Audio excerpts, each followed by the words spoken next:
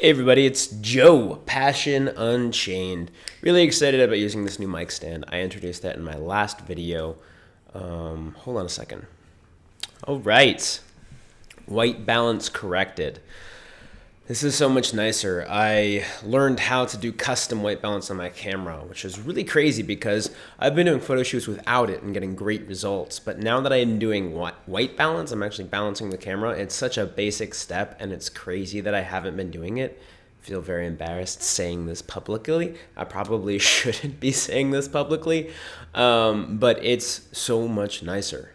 And I can still change the warmth after the fact, but the footage, the raw footage, will reflect reality. So that's kind of nice. I'm going to talk about today how you need to jump into it, how important it is to not give a shit about your feelings. Now it's a little bit of a clickbaity intro, but I'll explain what I mean, because your feelings are important. But there's a specific feeling that you're using wrong. And that's specifically the feeling of not being ready. There's so many times in my life where I didn't feel ready to do something. Whether it was to drop out of college and travel the world. I traveled to Colombia, Latvia, Lithuania, and I came back and traveled several places in the US as well. I also did not feel ready when I was a member of a club at Rutgers called Muggle Mayhem. And I didn't feel ready when the president asked me to become the president of Muggle Mayhem since he was graduating. He's like, "You're going to be the president." And I'm like, "I don't want to." He's like, "No, you're the best. I need you to be the president of Muggle Mayhem." And I'm like, "Really? Okay, I'll be the president." And then the same semester, another group, another leader of a club, Just Euler Club, it was a computer programming club, they asked me to be president as well. And up to that point, I'd been secretary and vice president and treasurer for other clubs at a small community college, not at a university with 60,000 plus students, but at a state college in Florida with maybe 2,000 or 3,000 students maximum, if probably less than that actually. And that wasn't even president. That was less responsibility. So 2 clubs asking me to be president, I didn't feel ready at all, and I actually almost turned them both down. I ended up taking them both on and got a lot of experience that I draw on to this day. I made a lot of mistakes. And those mistakes I learned from, and made me a better man today. And I wouldn't be in the place I am without having that experience, even though I wasn't ready. There are so many times in my life where I didn't feel ready for something, but I did it anyway. And even to go to Rutgers, I didn't feel ready to do that. To go and travel to Israel when I was in my early 20s, like 22, I think I was 22. Yeah, I was 21. I was 21. When I was 21, I traveled to Israel. And even when I was in Israel, to take a week after I traveled with the group on Birthright and do my own thing in Tel Aviv for a week, traveling on my own. I wasn't ready to do any of that. I didn't feel I was ready. I felt very deeply that it was something that I was not ready for. But every single one of those times, I took the jump.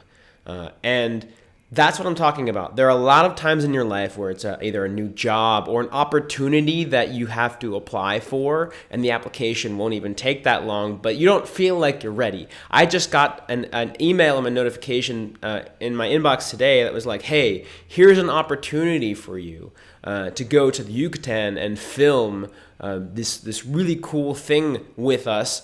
We'll pay some of your expenses, and it's going to be an awesome experience." And I'm like, I'm not ready for that.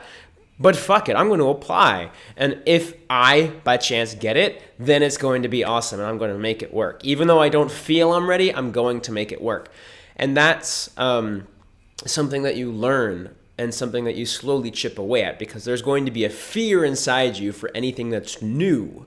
And your job is to do the thing anyway, to slowly chip away at that fear and get behind that fear and end up showing yourself that it's okay to be afraid and to do it anyway. So I encourage you, if you have any opportunities in your life, recently or coming up, or something comes up today or in the next few weeks or any time down the line, and you feel like, hey, this is an awesome opportunity, but I don't feel ready, understand that I don't feel ready is another word for fear. And your fear is telling you, hey, this is new. It's trying to protect you, and that's good, because without it, you'd be walking out in the middle of the street and you'd be run over by a bus. If you're not afraid of that, then you're not going to live very long. But it also holds you back from new things. And so when it comes to fear, where it's really trying to protect you, but if you listen to it, you're doing the wrong thing, then you need to make sure you listen to your desire. Sometimes you have to put your desire first. Even if you feel fear, you have to act on desire and do it anyway. I encourage you, if you don't feel ready, understand where that fear comes from. It's trying to protect you, and do it anyway. I hope this helps you live a passionate life. It's helped me live a passionate life. 2 movies that I watched that helped me, they're actually the inspiration for me to live this life, is Yes Man with Jim Carrey, hilarious movie. Maybe should not be taken at face value, but a great inspiration to let go and let life give you awesome opportunities. And also The Secret Life of Walter Mitty with Ben Stiller. Awesome movie. I actually just read the short story recently. It's kind of disappointing. It's very, very, very short and has nothing to do with the movie except for that it's a similar character. He daydreams a lot and doesn't really have an exciting life. But don't be that character. Be who Ben Stiller was at the end of the movie when he went to go see Sean Penn on the top of the world in the Himalayas or wherever it was.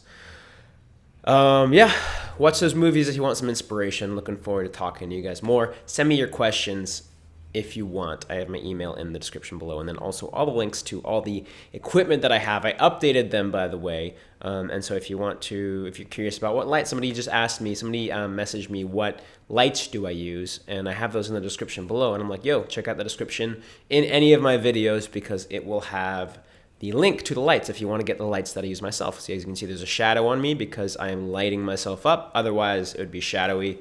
Same light, I have 2 of them. One of them is the colors in the background, and one of them is lighting me up nicely. Wishing you the best. Cheers. Bye.